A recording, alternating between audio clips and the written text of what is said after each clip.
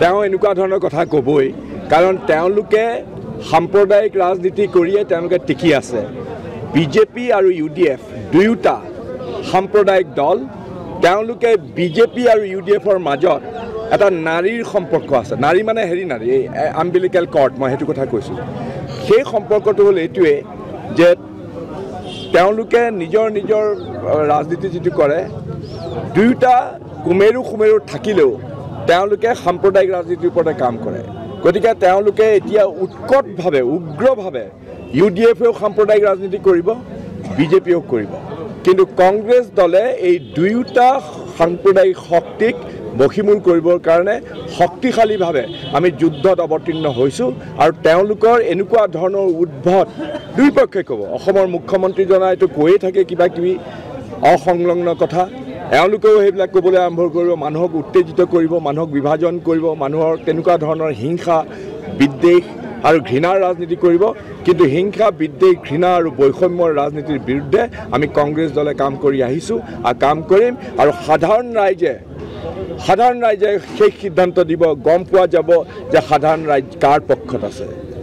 BJP যিজন প্ৰাৰ্থী তেওঁ দেখা গৈছে যে সংখ্যালঘু অঞ্চলসমূহত সোমাই পৰিছে আৰু ঠায়ে ঠায়ে দেখা গৈছে যে বহুত মই জানো ইতিমধ্যে আমাৰ কৰ্মীসকলে আমাৰ নেতাসকলে চবেই কৈছে কেনেধৰণে তেওঁলোকে অতি ঘৃণনীয় ৰাজনীতি কৰিবলৈ আৰম্ভ কৰিছে। এই ৰাজনীতিক আমি উফৰাবই লাগিব অসমৰ স্বাৰ্থত, আমাৰ সমাজৰ স্বাৰ্থত, কাৰণ এইখন অসম আমাৰ সকলোৰে অসম। ইয়াত কোনোবা কুমেৰু কৰি পেলাই দুখন দুনিয়া কৰি পেলাই সেই তেনেকুৱা ধৰণৰ জাতি তত্ত্বৰ যিটো ৰাজনীতি তেওঁলোকে আকৌ উলিয়াই আনিব খুজিছে। আমাৰ সমাজখনক বহুধা বিভক্ত কৰি দুৰ্বল কৰিব খুজিছে। আমাৰ গুৰুজনাৰ যিটো সংস্কৃতি, গুৰুজনাৰ যিটো নীতি, গুৰুজনাই উদাৰভাৱে অসমীয়া জাতিটো গঢ়িছিলে, ইয়াত সকলোৰে স্থান আছিলে। সেইখন গুৰুজনাৰ অসমীয়াত্বক আমি পুনৰুদ্ধাৰ কাৰণে কংগ্ৰেছ দলে সংগ্ৰাম কৰিব, আমি কাম কৰিম আৰু দুয়োটা সাম্প্ৰদায়িক দলৰ বিৰুদ্ধে আমি যুদ্ধ কৰিম। যোৱাকালি মন্ত্ৰী পীযুষ হাজৰিকাই এটা কথা কৈছে যে আপোনাৰ ঠিকনা ক'ত সেয়া নগাঁৱৰ ৰাইজে চবেই জানে। মই নগাঁৱৰ বাসিন্দা, নগাঁৱৰ ভোটাৰ আৰু যোৱা 5 বছৰ ধৰি পেলাই মই নগাঁৱৰ পাৰ্মানেণ্ট ৰেচিডেঞ্চত আছোঁ।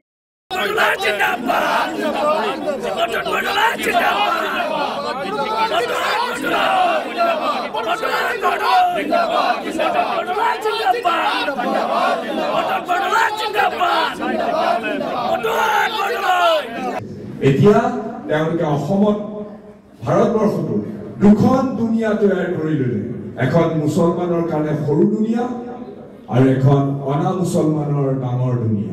আৰু দুইখন দুনিয়াৰ মাজত তেওঁলোকে হিংসা বিদ্বেষ ঘৃণাৰ এটা পৰিৱেশ সৃষ্টি কৰিলে।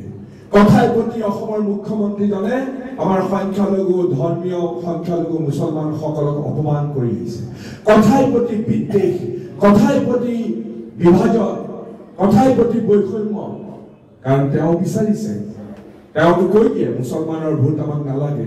কিয় কয়? এই যিটো বিভাজনৰ বৈষম্যৰ ৰাজনীতি সেইটো তেওঁ কৰিব লাগে।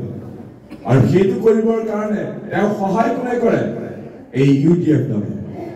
এইটো শিৱামণি বৰাই কৈছে যে দুটা বিন্দুত তেওঁলোকে অৱস্থান কৰে, কুমেৰু আৰু সুমেৰু।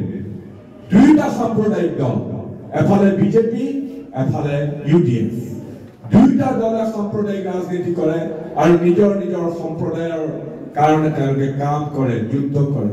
কিন্তু তেওঁলোকৰ মাজত পৰস্পৰৰ মাজত বুজাপৰা থাকে। এই যে অসমীয়া এটা কথা আছে, বাহিৰত দেখুৱাই কেটেৰাই মাতিবা, ভিতৰি নেৰিবা বেঠা। এই ভিতৰৰ যিটো তেওঁলোকৰ কানেকশ্যন, সেই কানেকশ্যনটো ওলাই পৰে। UDF দলে অসমত ইলেকশ্যন খেলে, তেওঁলোকে ভালকে জানে। ইলেকশ্যন খেলি কেতিয়াবা কেনেবাকে যদি ক'ৰবাত কেনেবাকে জিকিও যাব পাৰে এজন দুজন MLA বা এজন MP। কিন্তু এইটো কথা ভালকে জানে যে তেওঁলোকে অসমখনক পৰিৱৰ্তন কৰিব নোৱাৰে।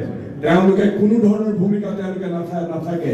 কিন্তু তেওঁলোকে বিজেপিৰ পৰামৰ্শ মতে ইলেকশ্যনত অৱতীৰ্ণ হয় যাতে কংগ্ৰেছ জিকিব নোৱাৰে, যাতে কংগ্ৰেছৰ যাতে বিভাজন কৰে তেওঁলোকে সমাজত ভোট। বিজেপিয়ে যেনেকে সাম্প্ৰদায়িক ৰাজনীতি কৰে, UDFেও সাম্প্ৰদায়িক ৰাজনীতি কৰে। গতিকে আমাৰ সন্মুখত আমাৰ গোটেই কংগ্ৰেছ পৰিয়ালৰ কাৰণে আটাইতকৈ ডাঙৰ প্ৰত্যাহ্বানৰ সময় এই নিৰ্বাচন। এই নিৰ্বাচনত আমি দুটা সাম্প্ৰদায়িক শক্তিৰ বিৰুদ্ধে আমি যুদ্ধ কৰিব লাগিব।